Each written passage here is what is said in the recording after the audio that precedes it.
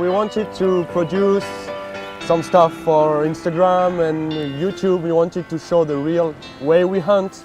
With Instagram, we met with the guys of Nordic Outdoors. And it seemed like we had a similar mindset, and just by looking at their pictures on Instagram, you can see that we have this passion together. not just for hunting, but also for the outdoors in general. And the tough hunts, the hard moments in the wildlife, the bad weather, the good weather, whatever happens, we love to be outdoor.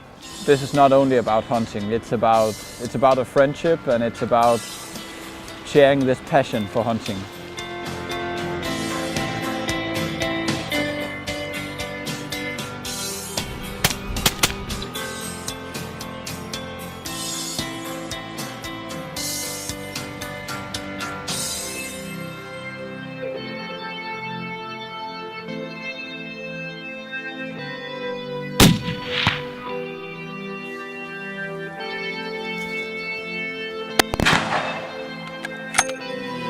yeah. Yes, man.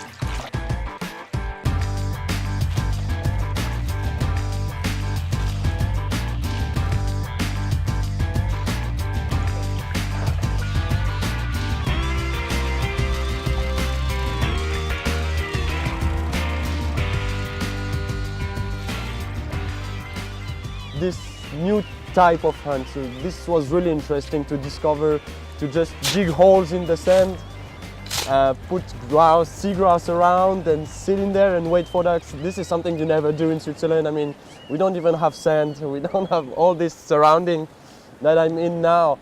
I live at 1,000 meters high, year long, and you come here at sea level. Usually when we hunt eiders here in Denmark, it's from the duck boat, so we're out on the open water using a lot of decoys. So that's the most common way to hunt eider and probably the most effective way. But with these guys, they're not residents here in Denmark, so legally they can't hunt on the open water. They have to stay on land.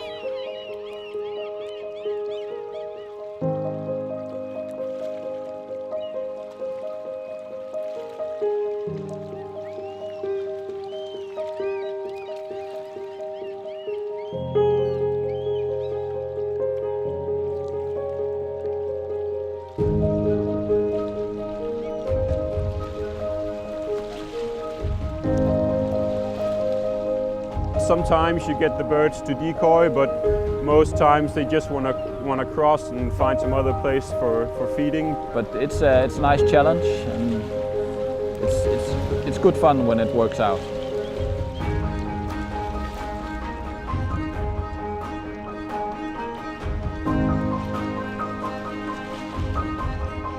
You have a strong wind and the eiders just keep on flying straight. They don't move at all. They are so strong birds and it's not easy to shoot. They go really quickly.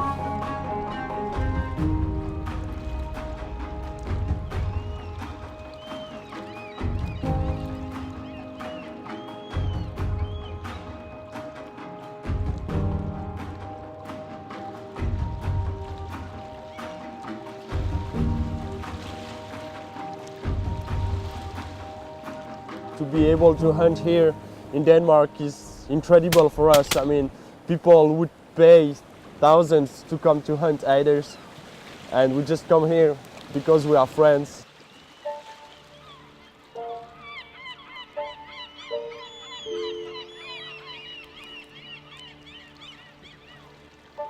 This is what makes hunting incredible. It's a vast passion. I mean, there's clothing, there's dogs, there's rifles, shotguns, there's terrains, there's way to hunt, there's people who hunt with different minds. And this is what this kind of hunt sharing and exchange can bring to you. Nordic Outdoors invited us to come to hunt here in Denmark, and we said, okay, but in exchange we will take you to hunt in Switzerland, and they needed to see our country too, just to discover the mountains, the chamois, the red stags, red deers. Hunting in the Alps is just something special, and we were really looking forward to going to Switzerland.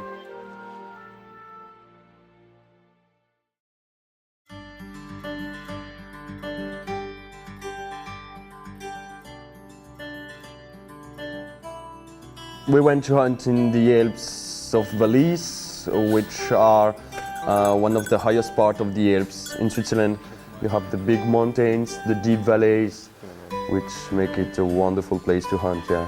I could feel like the excitement building up already, going down to Switzerland in the car and staying a few nights there, and the excitement kept building up, and I could tell from Malte that he was just, I mean, in his own little bubble in a way. So it was the first mountain hunt for me, and I really looked forward to it for such a long time, and it just, yeah, it's in my blood now, mountain hunting. It's so amazing. I've tried mountain hunting before a few times and really fell in love with it. It's just a totally different ball game than hunting here in Denmark. It's a lot more physical, and you need to think a lot more about what you're doing. I mean, it's a bit dangerous. Mountains are mountains. They will kill whoever you are.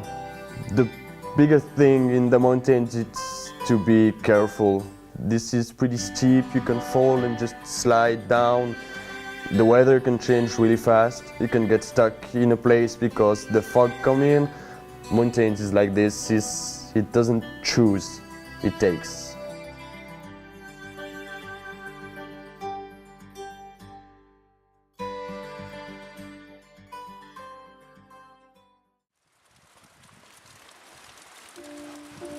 We just waited a bit for the lights to start.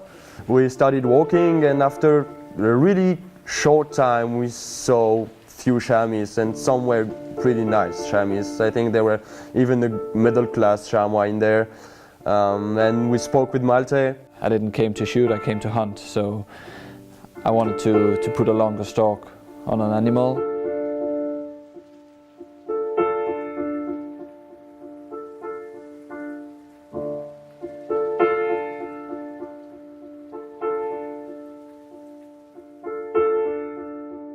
It's a hard choice to do, and we really let this choice to Malte. It was his hunt, it was his way of thinking, and we completely agreed with him when we said, no, I want to keep on going, I don't want to shoot so early, it's not a mountain hunt so far. The Alps are just something special. I mean, we just saw a lot of chamois and also a few red stags as well, so there was heaps of animals, and it just made it challenging in a way that we need to find the right animal to shoot, and a nice old animal.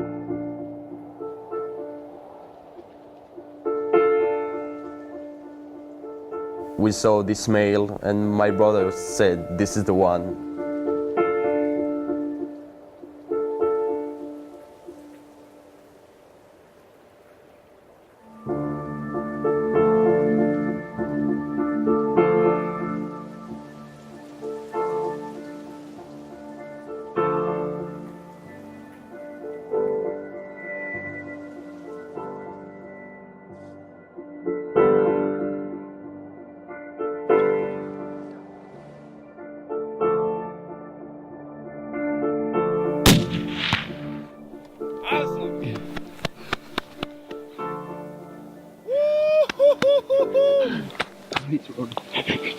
Oh, man. That's the shot.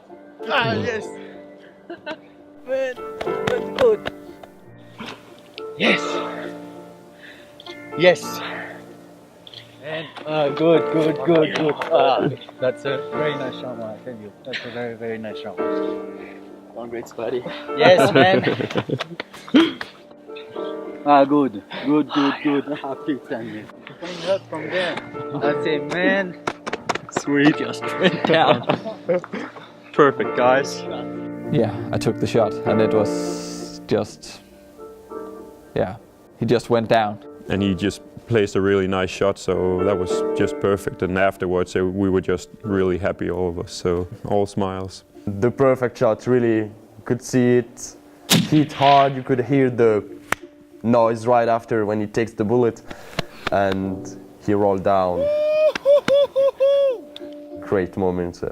Yeah, that's fucking great. Nothing else to say. That's fucking great. Unreal. It was getting cold, and I was just lying there, and my fingers became snowy. Yeah. This was my first chamois, and when you squeeze the trigger, it's kind of it. It's the exam after all these preparations and all the thought you have put into this. When I got him in my hand, I thought this chamois is mine. I got it. 12 ans et demi. 12 years. 12 years! You can tell for sure that he's that old because you can count the rings on the horn. So that's pretty cool, I think.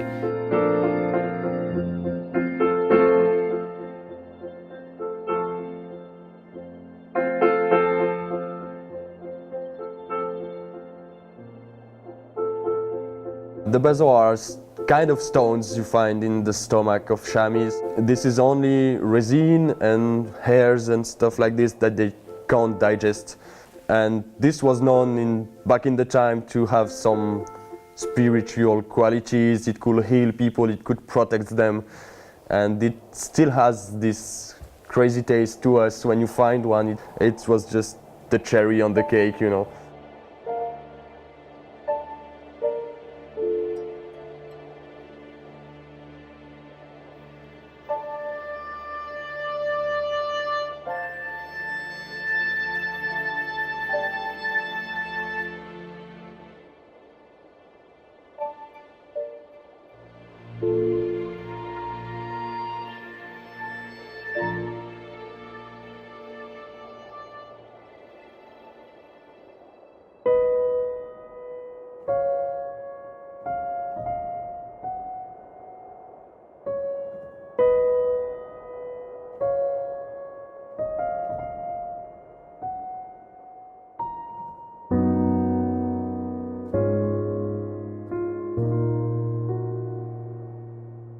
My brother is a pretty good chamois hunter. He knows how chamois act. He knows that they can disappear in just a second.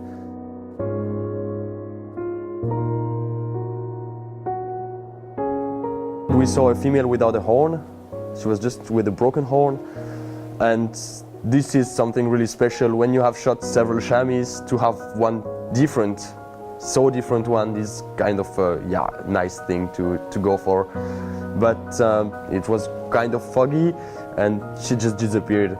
We saw another female which looked really old. You could see it on her face. They have a kind of mask with black bands, and those bands were turning gray, and when they are turning gray you see, okay, it's an old female. And the chamois was just always moving, and she never really stopped. And my brother was always turning like this on his backpack to try to follow her, and then she stopped and the shot went on perfect.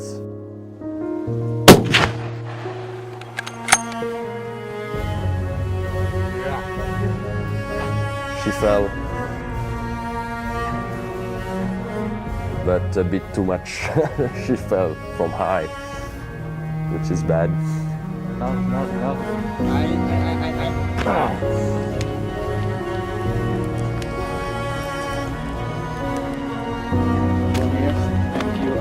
Thank you. An old one? This one was an old lady, so she had weak bones. So when she fell, she broke one horn completely. The pivot of the horn, really the bone base went away, and the other horn just kind of cracked. Here you can see that the old female, you can see the 4 pair of teeth on the bottom, very used, and then even there you can see that one is already gone.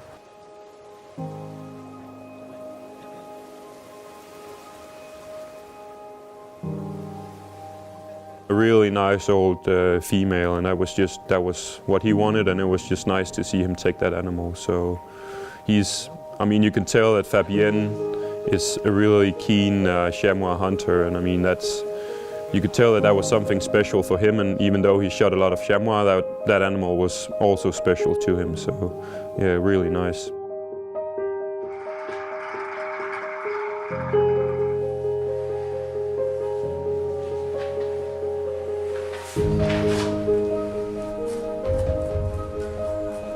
To take meat from the mountain and put it in your freezer, it's just a great opportunity. Taking care of it and skinning it and butchering it and cut it into nice edible pieces is just, yeah, it's a great deal of the hunt as well. I mean, it's an important part of hunting for me. I know what I'm eating, and it's important. We hunt for the memories, we hunt for those special moments we share with friends, with nature, to play this chess game, you know, you versus wildlife.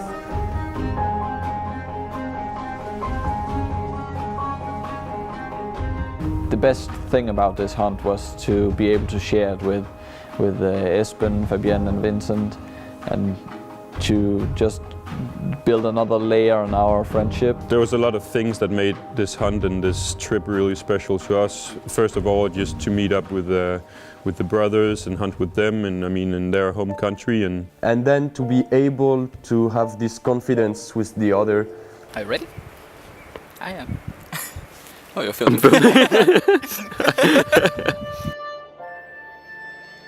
All along the way, every time we said, okay, we are coming, and then you come.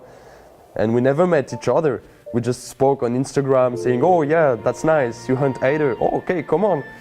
And it started like this. It started with a like. And this is what is crazy. Just one guy double tapped on the picture, and it started like this. I'm sure that we could go on another adventure together and have a great time. And yeah, we have a lot of thoughts of things we have to do in the future, but yeah, we need to find the time for all these adventures. Yeah, this is the beginning of something really great, I'm sure. We're gonna have, the world is big, there's a lot of animals to hunt, and there's few friends like these. So, let's go.